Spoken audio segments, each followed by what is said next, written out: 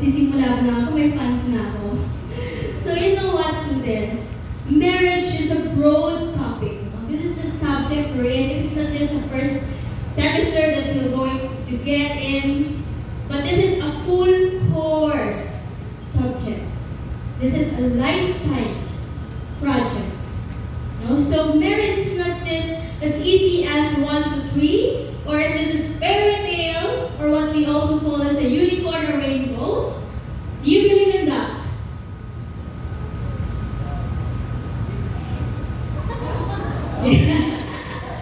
Well, marriage is not just like a rainbow, unicorns, or fairy tales, right? So marriage is very difficult. So now, standing here in front of you, I'm so excited to hear from you too. So I'll not be talking here. So you'll also be sharing your own stories. And so I'll be giving some points for this short presentation, and then I'll give you more time on the open forum. Excited? Excited? I want to hear from any one of you here. When you say marriage, what is the first thing that comes in your mind? And I have one participant. Yun, kanina ko nakikita. What's your name? What's your name? And what? Ah? June. June, can you please tell us about what is marriage? Pag sinabing pagpapakasal, pag-aasawa, marriage, what the first thing that comes up in your mind? Microphone, please. Yeah, come on. Don't be shy. Tinatali na po. Oh? Tinatali na po. Pinatali. So that's tying the knot. Nagpapatali ka na. Okay, one more. Can I have one more participants from the other side? Ayun, para equal. We have here. What's your name, sir? Pew po. What? Pew. Pew? Yes po. Wow. So can you tell us about marriage? Commitment and responsibility. Wow. Commitment and responsibility at saka pagtali. Well, thank you so much for that participation. Well, marriage is full of responsibilities. Yes, commitment. Indeed. Of course, mutual respect for both of you. For you and your partner. So now let's start with Pag-Aasawa, Handa Ka Na Ba? Are you all ready? Oh, really? No and yes. Mas maraming no kaya sa yes. Okay, so I'm going to give you more details on that. So we're gonna explore the road, the crossroads, and how really marriage is about. So here we'll be talking about making the right decision, the marriage preparation, what are your expectations, the life or real life scenarios, the challenges, and of course, the open forum. Now let's move on with, here you can see the graphics. You can see the balance between a man and then a man with a little girl. And one on the other side, you can see a woman. A woman who is thinking for both, having that kind of decision to what? Career over what? Having a family. Now,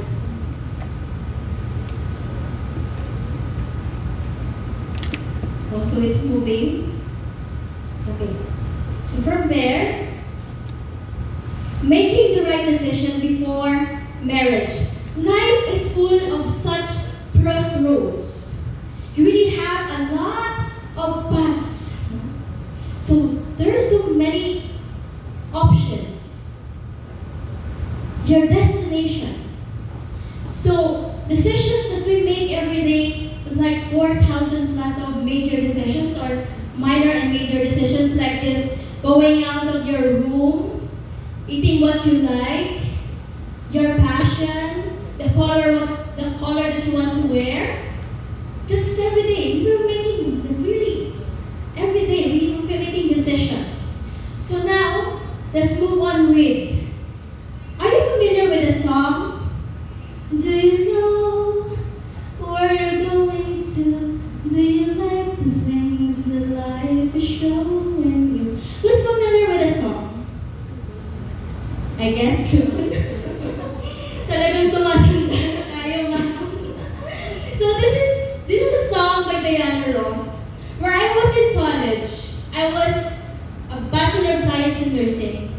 I was sitting at the tree. I was really thinking where I'm going to. I am a nursing student, but then I'm not happy. I don't know, is this all about me?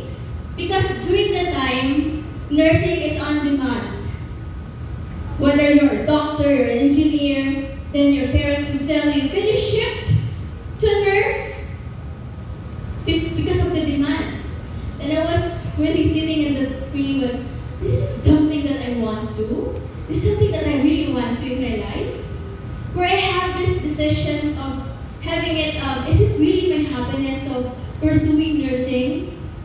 But then, my parents will always tell me that it's for your future, anak. So try and try. And then one time in my life where I was in that crossroads, I was 23 that time, I was graduated already as a nursing. And then I said, can I try another one? Can I try another career which is not in a medical field? So I tried IT, information technology, programming. So I pursued trainings, and then of course I was hired as an IT graphic and website developer during that time. So I was really happy. But then 24 hours of my time spent in front of my laptop. Then I have my nightlife everywhere. I have really that experience wherein I am full of it, where I can even decide on my own. So during the time when I was in this stage, is this really the life that I want to? So now, do you have a question in your mind? Can we have a little minute of it? What do you really want in your life? What do I want in my life? Your passion, your talents, your skills, your hobbies, everything about you. Have you been thinking about what do you want 5 years from now? Sir? Yes? What do you want 5 years from now?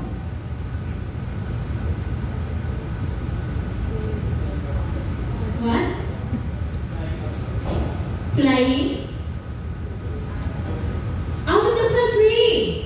So world tour! So before pursuing that or before achieving that world tour, ano mauna? Get ready. By what? Getting a degree, and then after getting a degree,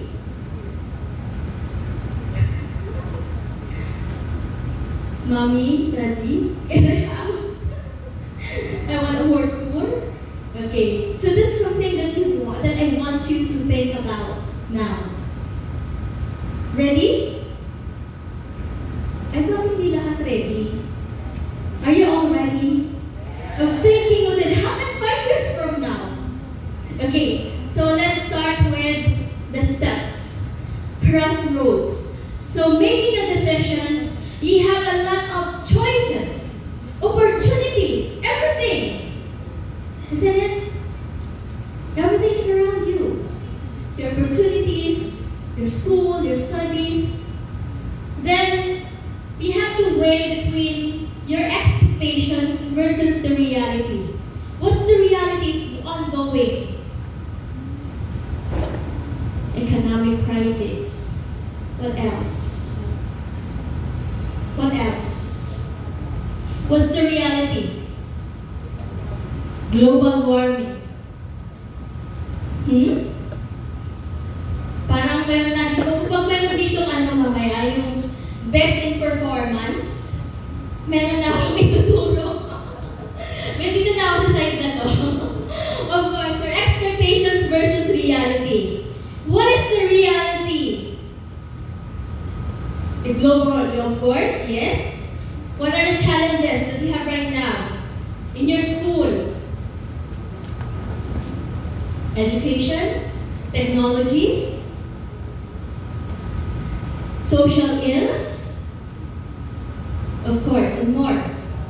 Now, because of too much options, opportunities, you really have to be wise on choosing on what's the option, on what would you going to choose for your own happiness, and of course, as a whole, for your family.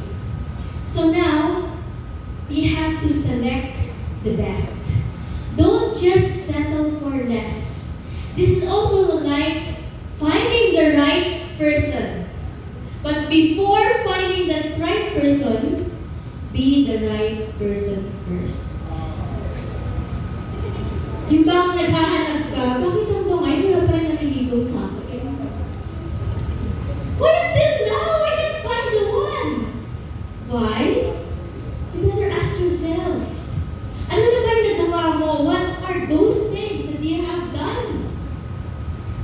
Nag-aral ka ba? Did you have achieved your masteral, your doctorate? Nagtrabaho ka na ba? Did you try? Nag-try ka na ba na isubukan lahat ng mga gusto mong gawin? Now that you are single, now that you are still young, you can do everything that you want. Starbucks, chat time, milk tea.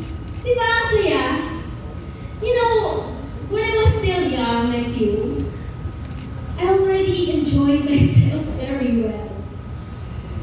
I explored everything from talents, beauty pageants, painting contests. Ano pa ba yung wala? Anong time na yun? Mga singing competition, sinasalihan ko. Beauty contest, kahit ganito yung height ko, go! Diba? Who would think about it na, oy, hindi ka naman matangkad. Baka nasa beauty contest ka. Right? Hindi ka naman magaling kumanta. Ako hindi. Never. I always find a good solution in every situation. Problems. Ano ba kulang sa akin? Boses. Okay, di mag-singing lessons. Mag-voice exercises. Ano pa ba? Height? It doesn't really matter, no? Your appearance doesn't really matter. What matters most is you have full of knowledge already. Your brain, your mind, your mentality. Right? Agree? It's not your appearance after all, because we're all perfect. We have our own individuality. So whatever you are, whatever gifts you have to be happy about it. And you have to explore. You have to show the world what you've got. Diba? Diba mo kanina pa siya wow, yes. Pakita mo ang galing mo dito. Singing, dancing, painting. Yun. Yes, it's a good art. Good painting. Now that you're able to select, what else? Your failures. Then don't just stop from there. If you have challenges, if you have trials along the way, then don't stop. Still have the option to begin. Still have the option to rejuvenate. Diba? To replenish.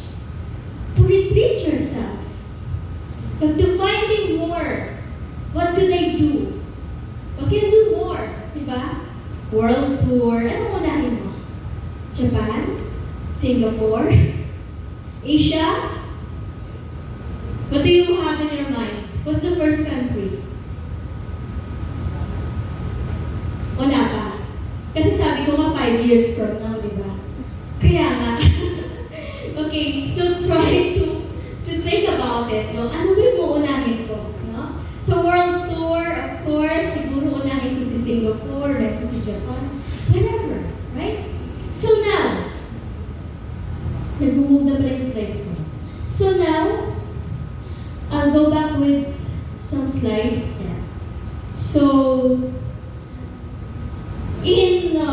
in this kind of exploring yourself, you need to be focused. Focus on what you really want. Your own happiness, your goal in life, your personal growth, and next would be this one. Do you still remember this in the first few slides? The options of having a family or having a good career. So now, what if ka-boyfriend ka, start from courting, ang cute niya, up to that point wherein hindi mo na naisip, you get pregnant. What would you do next? Expenses. According to Smart Parenting, this is what's written by one of the authors there, that in order for you to raise a child from 0 to 2 years old, you need to have 1 million. Now, do you have that 1 million? Of course, from maternity, from checkup, from laboratory, your baby needs diaper, milk, and miscellaneous things. So that's 1 million. The reality now is, we have the economic crisis. You can't even save for 20,000, right? How much you baon you every day? 100, 200, 250, 300. So how would you save more when you only have 200, 300, and 100 a day? Saving for your own, for your food. Eh, coffee Starbucks pala magkano? 110? 120? Milk tea? What? Ano lang? 3 in 1. O yun nga, di ba? Nakapag 3 in 1. Now, the other question is, are you financially stable? Of course, your career. No? Kahit na may trabaho ngayon, ang hirap na dito sa bansa natin eh. You have to really work hard, double job, businesses, and everything. Right? So this is enough. Kahit yung mga businessmen ngayon, they would rather choose not to have a family. Meron ako nakilala dito na until now, hindi pa rin siya doon nag-aasawa. And na-enjoy niya pa rin ang kanyang single life. Nag-world tour. Diba, sir? Diba? Nag-world tour muna. Now, for the financial stability, it's just about that you can buy everything that you want. It's not just like that. So when we say financial stability, what would be your financial resources? Would it be continuously you will have 5 years savings? Sa business nga, dapat you have at least 1 year savings to save your company, your business. Hindi ba rin naasa ka na lang sa customers mo? What if there will be crisis, pandemic, and then wala kang papasahod sa mga employees mo? What would happen to your company? It will just fall down. Like us, we are businessmen. My husband, when I met him, he's already a businessman. No? Ganun ako ka-wise. Sabi ko, pipili lang din naman ako magpapakasawa. Doon na ako sa,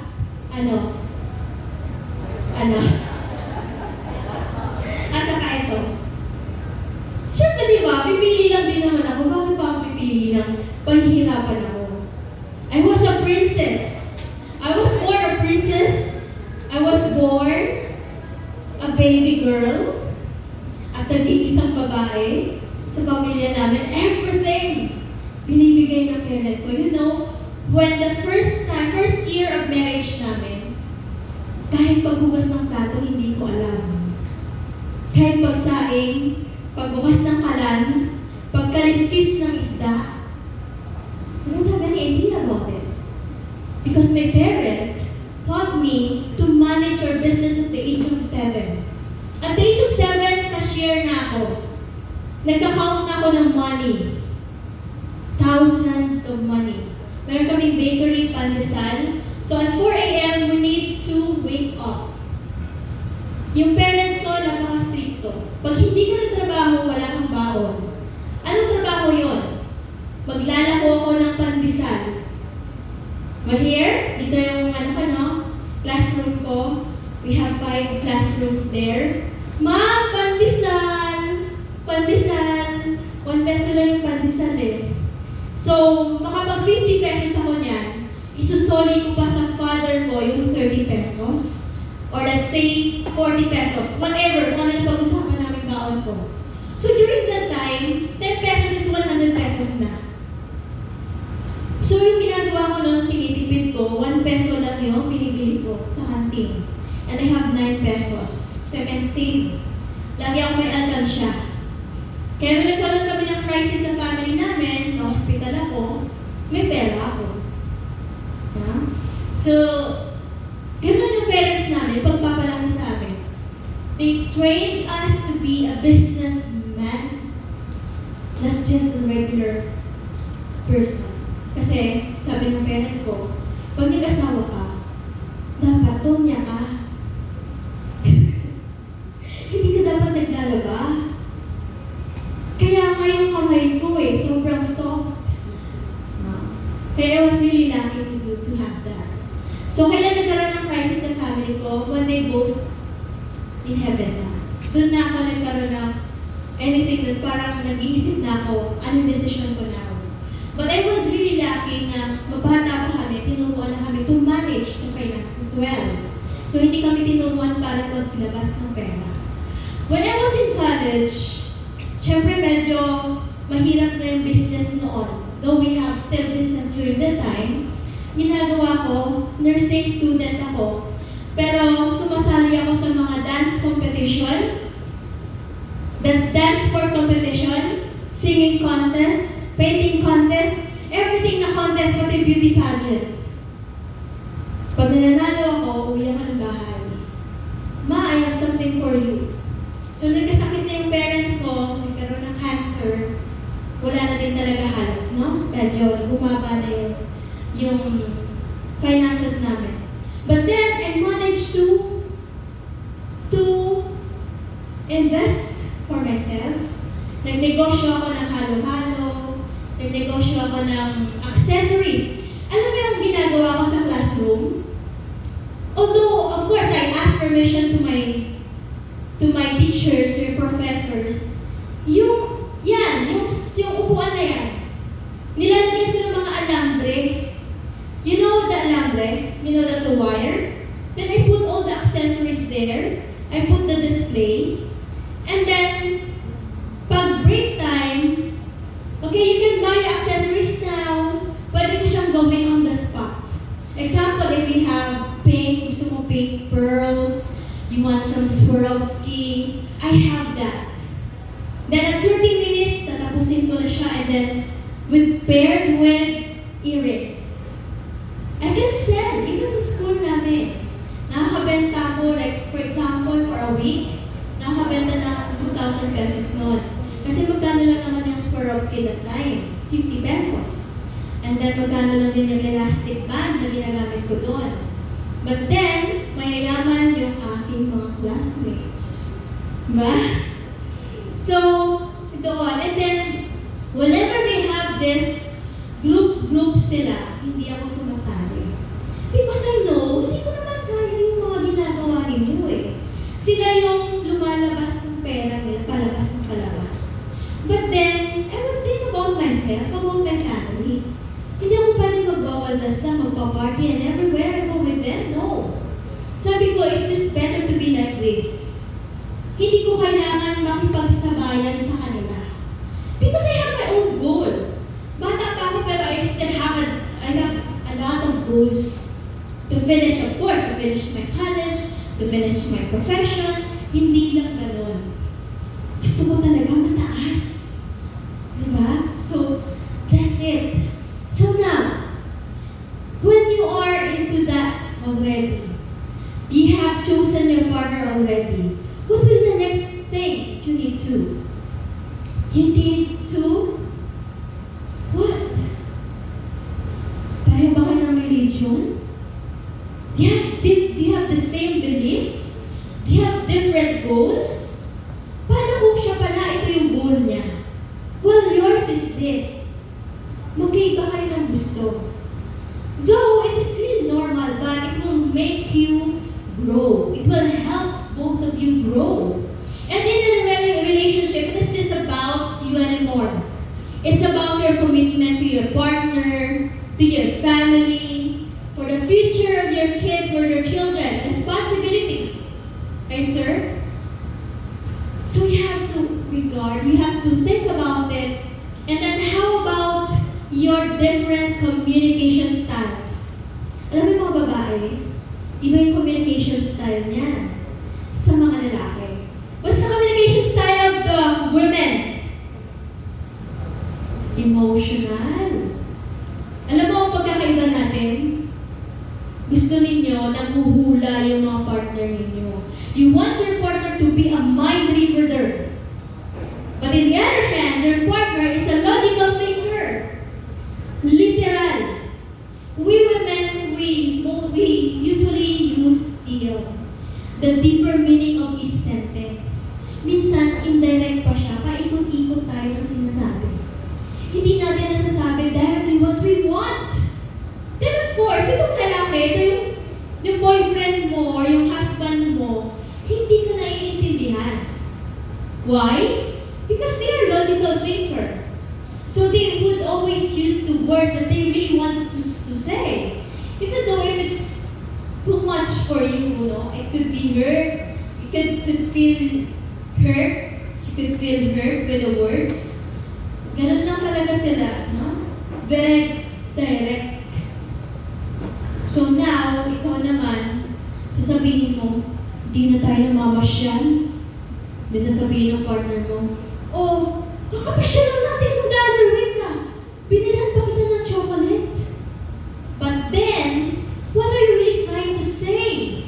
Gusto mo lang pala mamasyal ngayon. Gusto mo lang pala ng chocolates. Pero bakit hindi natin masabi? Why? Because we always consider the feelings. We always consider the reaction of our partner. Hindi muna natin iniisip na, may intindihan niya ako pag sinabi ko what I really want to say. That's partnership. If you're in a relationship, it's a teamwork. It's not about you anymore. Wala ka na dun sa pagiging binata at pagkadalaga mo. Kaya now that you're still young, enjoy mo na lahat. Kasi the moment that you get married, iiyak ka na lang. Kasi gusto mong gumala, you want to have party, but then meron kang anak. Hindi pwedeng iiwan mo yung anak mo sa kamag-anak, sa kapitbahay, sa magulang, sa lolo, sa lola. Why? What will be the difference? May spoiled yan ng lolo at saka lola. What else? You cannot say anything that you want kasi sila'y nag-aalaga ng anak mo. What else? Yung personality development ng bata. Nagde-develop yan from infancy to 8 years. Di ba mga psychologists kayo dito? We also study psychology. So, that is why important pa din ng hands-on. Be a hands-on mom, hands-on parent. Huwag natin pagkakatiwala sa magulang. Now that you decided to get married, saan kayo titira? Sa bahay ng parent ng partner mo? Sa bahay mo? And what would happen? And And then ito, magkakasama yung mga kuya, kapatid, mga kapatid ng partner mo, nandun na rin yung asawa, nandun na rin yung anak. This is the common situation right now. Ano nangyayari? Awkward situation. O tapos, yung boundary ninyo, curtain. Magbibihis ka, tatago ka. Then every day of your life, mag-iisip ka, bakit ganitong buhay? What is like this? Hindi ito yung goal ko, hindi ito yung gusto kong mangyari. Kailan ka magsisisi? Kung marami ka ng anak, the impact ay nandun sa mga anak. The impact of bad decisions, wrong decisions in life. Kanino mapupunta?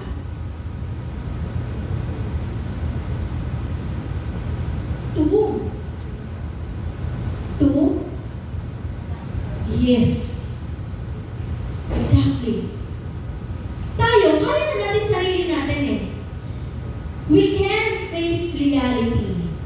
We can manage our own. But how about the children? How about their future? Right? So start making decision now. Your decision will have a lifetime effect. Tama yung sinasabi ko. Why? Di ba pag hindi maganda yung childhood mo, you will always go back to that childhood wherein, bakit ganun ako nung bata pa ako? Lagi na lang ako naiiwan. Why am I like that? Kakaiba ba ako? Am I different to them?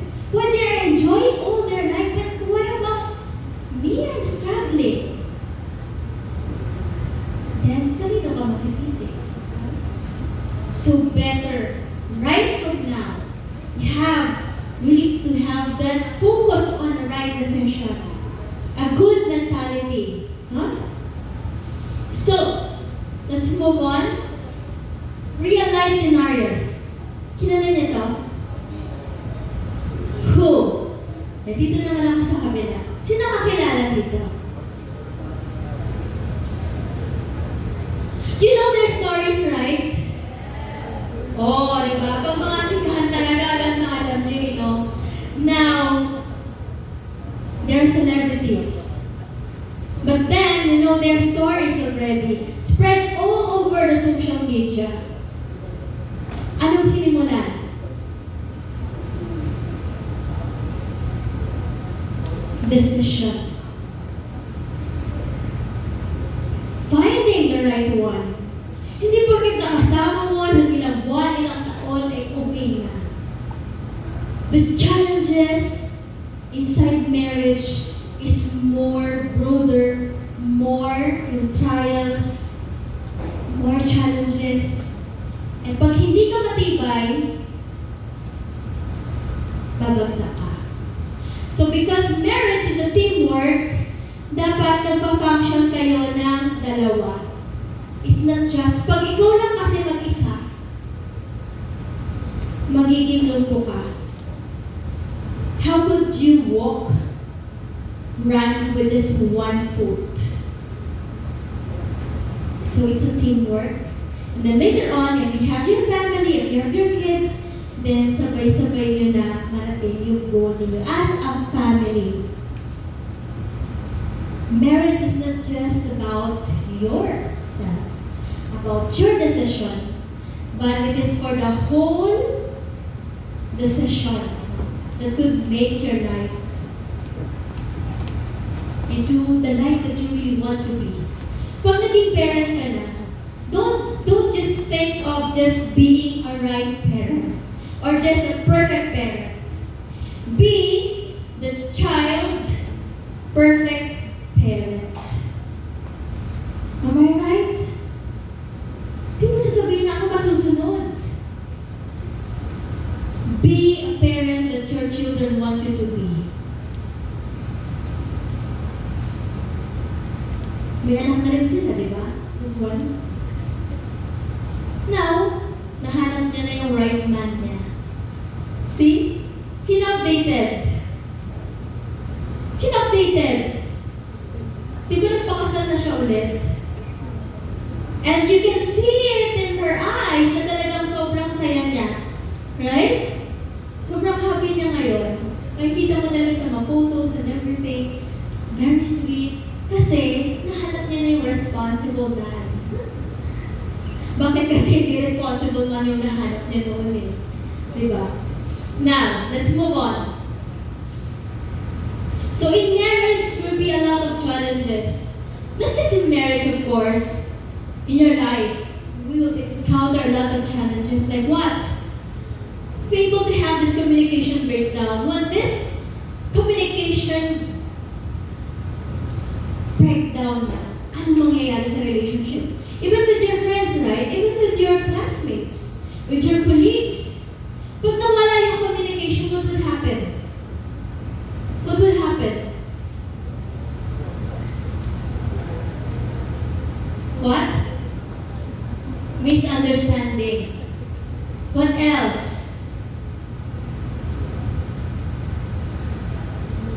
Magkakahiwalay na lang kayo, hindi nyo pa alam yung isa, hindi nyo pa alam na nangyayari sa isa't isa. Right? So there'll be a lot of obstacles, there'll be a lot of struggles. Then, the heavy expectations between the both partners. Yung expectations like, nung nag-asawa ko, akala ko fairy tales, akala ko, it's just like a family, enjoying picnics, eating, enjoying having fun. Akala mo ganun lang kasimple. But then the reality is, there will be a lot of challenges. So, we have heavy expectations, both partner. Especially, pag kayo ay nasa, of course, the first 5 years of marriage, and then, next to the 5 years, another milestones of marriage, there will be a lot of expectations. At habang tumatagal yung marriage, you should have this personal growth. Hindi pwedeng nag-stop ka na doon. Stop on dreaming, stop on your goal. Yung goal mo na wala na. You still have continue what you have started. You have to continue making possibilities for the future of your children. Then, the adjustment struggles. Adjustment for what? Finances, competition, relationship, network, and everything around you. Mag-a-adjust talaga kayo. Why? So you have differences. Pwede yung paggamit mo ng toothpaste, pag ganun, sa kanya pabaliktad. Doon niya ino-open sa pinakadulo. O, hindi nag-away na kayo. Then what else? Another scenario sa marital crisis counseling namin, nag-away lang because of the using of toilet. Sa susunod, pag ginamit mo pa ito, ipupunas mo yung toothbrush mo. No? Kasi hindi mo naman, no? You have to really have to think of yung gagamit the next, di ba? So that's one thing that you need to think about now. Kilala mo na ba yung partner mo? Kilala mo ba siya from head to toe? Baka naman kilala mo lang siya kasi kamukhang-kamukha niya yung idol mo, Korean pop star. Di ba? Sino ba yun? Ha? Sino? Ba? Wow, gwapo naman po. Di mo na inisip na pag-asawa na kayo, pop star yan. E di kahit saan kayo magpunta, eh lagi kang may karibal. Di ba? So now, loss of intimacy. Because of a lot of pressures already. Your bills, yung, ano mga bills niyo sa bahay? Meralco, internet, right? Water. Lalo pa pag kayo may sasama na. Siyempre, dalawa kayo yung magpupuno nun. Dalawa kayo magbabayad ng bill ninyo. So, it will be a lot of that. So, nawawala na yung pagiging sweet ninyo sa isa't isa, wala ka ng time, parang may pag-date. May mga ganong struggle, especially if you're having a baby na. Kung may baby na kasi, of course, you will have full attention to sa growth ng baby. of all the needs, right? Kasi syempre, hindi pwedeng nagdi-date kayo doon habang yung anak mo ay nagugutom. Hindi mo naman pwede na iwan mo na lang basta-basta kung kanino. Especially with those, no, yung age na from infancy up to yung sinabi ko kanina. Now, what else? Lack of conflict resolution skill. Like, pag nag-away, nagsasabugan na. Pag yung isa, medyo strong pa yung, intense pa yung feeling, huwag mo nang sabayan. Right? So one of you would adjust. Hindi porket, bakit lagi na lang ako nag-a-adjust? Bakit lagi naman ako lagi nagsusorry? Yung partner ko hindi naman lang mag-sorry. O, ganun lagi yung isip natin. Kaya, what will happen next? Pride. Tumataas yung pride. You know what, in a relationship, it's really your commitment. It's really your relationship between the two of you, the mutual respect na may bibigay mo, just about yourself, but about your partner. Ano mafe-feel niya? Did they already give him the right thing, the roles ko, nagawa ko na ba? Before complaining, na hindi mo natatanggap, you have to consider your partner. Hindi niya, nabibigay mo ba? O pag umuwi ng bahay yan, galing sa trabaho, pagod na pagod, anong gagawin mo? Tapos bibigyan mo ng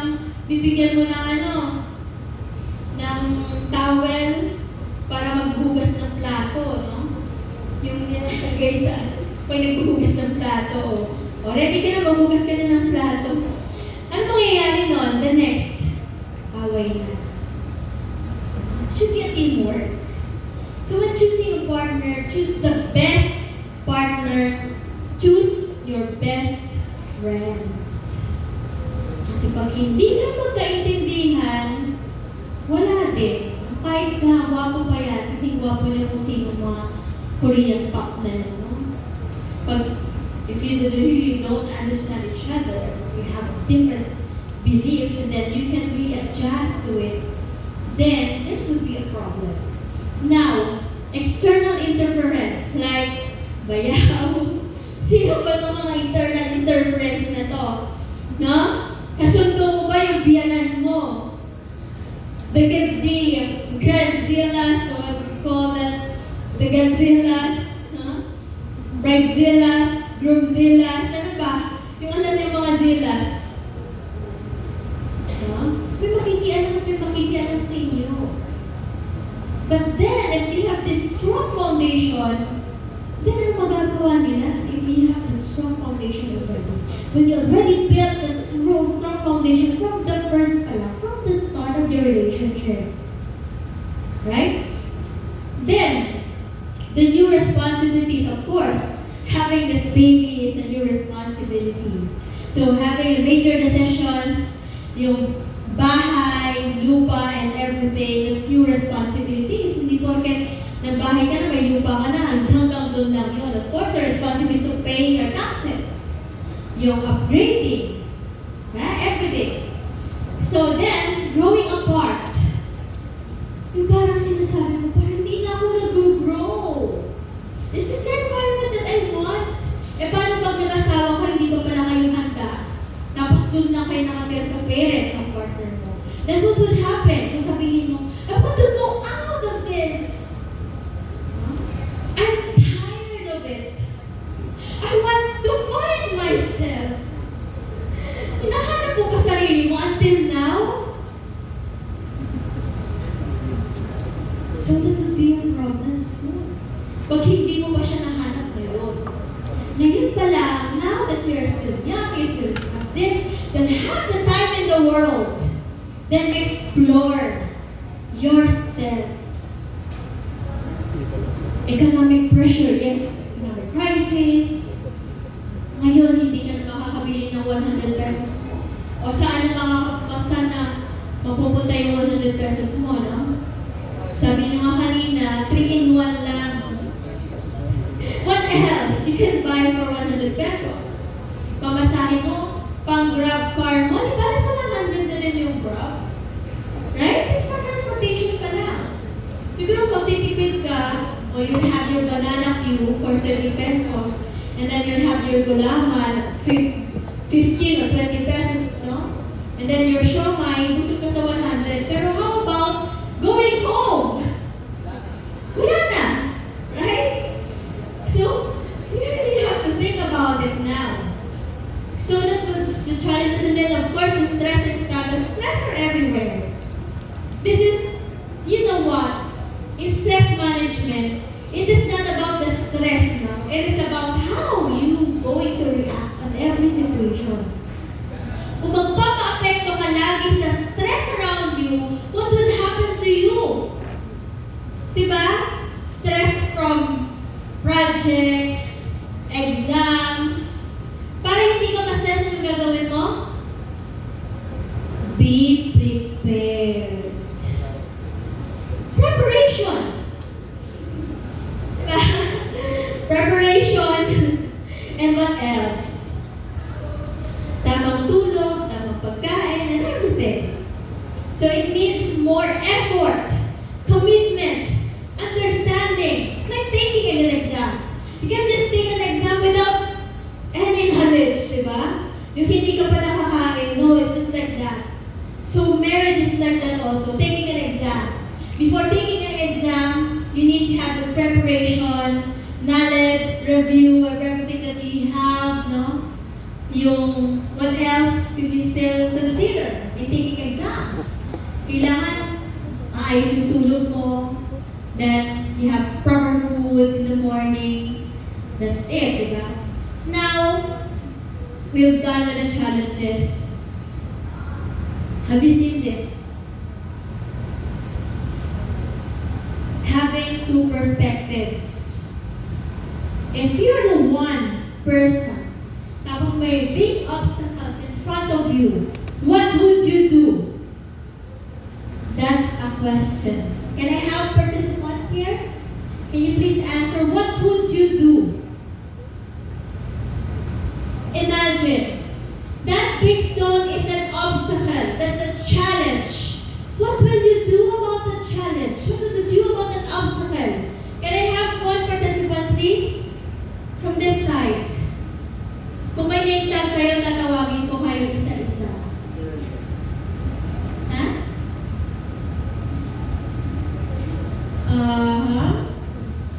Can I just pick one? The one with the eyeglass. The one with the eyeglass, wearing black. Is that a jacket? Yes, can you please? I want to hear from you. What would you do? You can say it in Tagalog or in any dialect that you want. I'm sorry, but can you repeat the question? So imagine that big stone is an obstacle and you are the one facing that obstacle. What would you do? Of course, at first I would analyze the situation, on what should I do the best, and then after that, I would proceed to my plan. And yeah, I would just trust myself to succeed with it. Thank you. Well, thank you, very well said. So you have to assess the situation so that you can really think of what to do, right?